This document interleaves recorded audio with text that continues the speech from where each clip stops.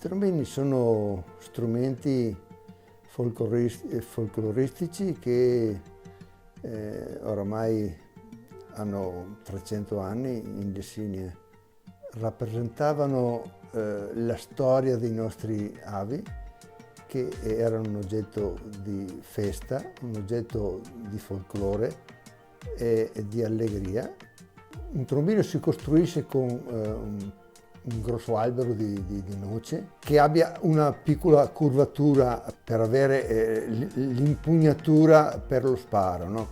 E deve essere tagliato in inverno e poi lasciato a seccare, ad asciugare subito e poi a seccare per sicuramente una decina d'anni, perché essendo grosso si asciuga 1 centimetro all'anno, perciò dobbiamo aspettare tutto questo tempo. Ecco.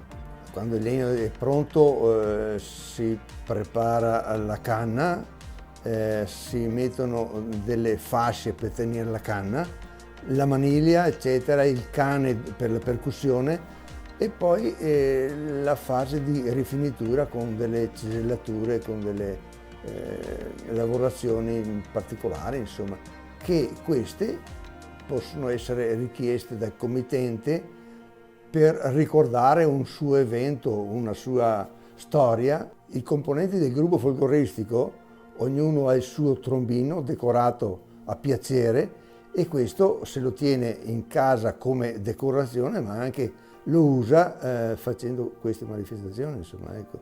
Mio nonno nel 1904 ne aveva fatto fare uno. Nelle sue povere possibilità che avevano sono riusciti a costruirsi il trombino, mentre adesso noi che forse abbiamo qualche possibilità in più è meglio che la cerchiamo anche di rivalorizzare. Credo che il trombino sia un simbolo più forte, uno dei più forti della nostra cultura della Lessinia.